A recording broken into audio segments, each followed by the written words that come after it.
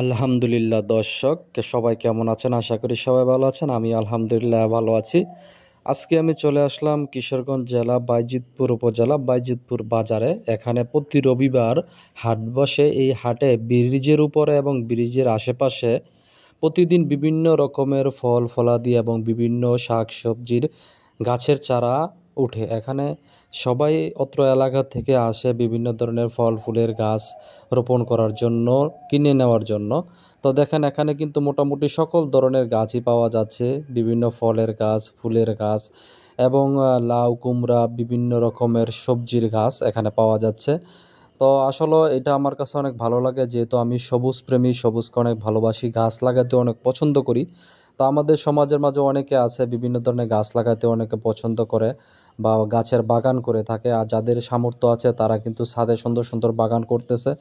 কিন্তু আমি কিশোরগঞ্জ বাইজিতপুরে দেখলাম অনেকের কিন্তু ছাদ দেওয়া বিল্ডিং আছে, কিন্তু ছাদটা পুরো খালি পড়ে আছে। তারা চাইলে কিন্তু ছাদের মাঝে সুন্দর সুন্দর বাগান করতে পারে এবং ওই বাগানের থেকে তারা অক্সিজেন গ্রহণ করতে পারে এবং বিভিন্ন রকমের ফল শাক সবজি তাদের পরিবারের চাহিদা মেটানোর জন্য সংগ্রহ করতে পারে। তো আমি আশা করব বাইজিতপুরবাসী এবং সারা দেশের মানুষ যারা আছে, যাদের এরকম ছাদ আছে বা গাছ লাগানোর জন্য সুন্দর জায়গা আছে, সবাই চেষ্টা করবেন পরিবারের চাহিদার জন্য ফল ফুল এবং বিভিন্ন শাকসবজি জায়গা অনুযায়ী রোপণ করার জন্য। দেখেন কত সুন্দর সুন্দর চালতা গাছ, আমড়া গাছ, তারপর যে লটকন, আমাদের নরসিংদীর লটকন।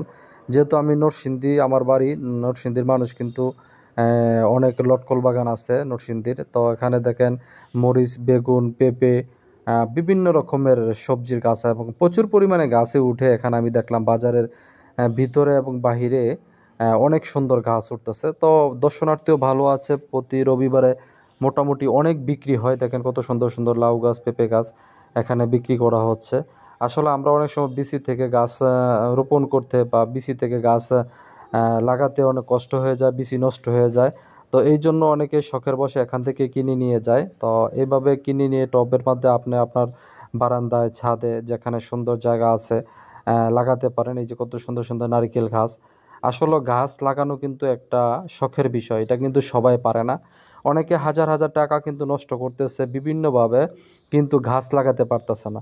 তা আমি মনে করব আমাদের দেশে অক্সিজেনের চাহিদা মেটানোর জন্য এবং পরিবেশ রক্ষার্থের জন্য সারা দেশের মানুষ যেন গাছ রোপণ করে এবং বছরে সে যেন 2টা করে গাছ রোপণ করে প্রত্যেকটা মানুষ।